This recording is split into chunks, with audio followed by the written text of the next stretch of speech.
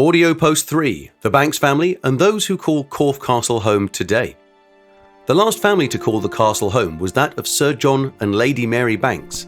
They bought the castle from the Hatton family in 1635. The castle was their country retreat, a grand house furnished with their personal possessions, furniture given by Mary's mother, paintings of their children by the finest artists of the day, Sir Peter Lely and Sir Anthony Van Dyck.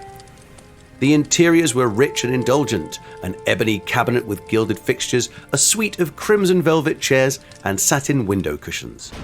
When the Civil War began in 1642, Sir John was Chief Justice of the Common Pleas to King Charles I and a loyal supporter of the King.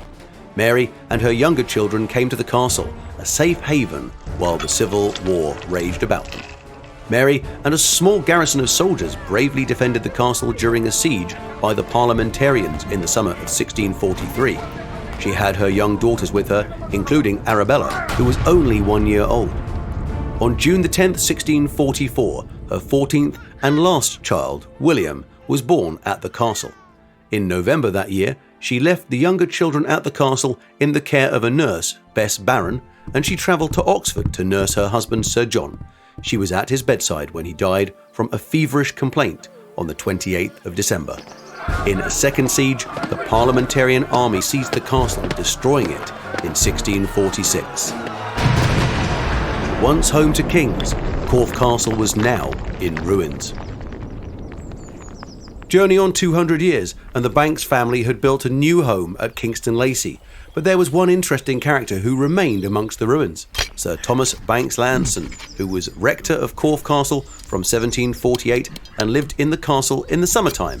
He created his own residency in the North Tower and planted a garden in the West Bailey. Thomas's mother was named Mary, he married a Mary, and the two called their only son John. In this way, the Banks family name lived on at the castle. Today, the castle is home to much wildlife. In the summer of 2020, due to a very quiet spring as a result of the national lockdown, peregrine falcons nested and fledged from the walls of the keep. In the summer, you'll find butterflies and day moths such as the six-spotted burnet on the mound of the castle. In winter, the sturdy Herdwick sheep call Corfe Castle home as they munch their way through vegetation, an important part of conservation grazing. As you continue to explore, look out for some of today's inhabitants. If you're visiting in warmer months, you may be lucky enough to spot a lizard, often seen clinging to the walls of the castle, basking in the sun.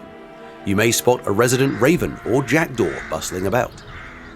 At the end of each day, when the last visitor leaves and the castle gates are closed, the ancient monument becomes a safe haven once more for all those who continue to call Corfe Castle a home.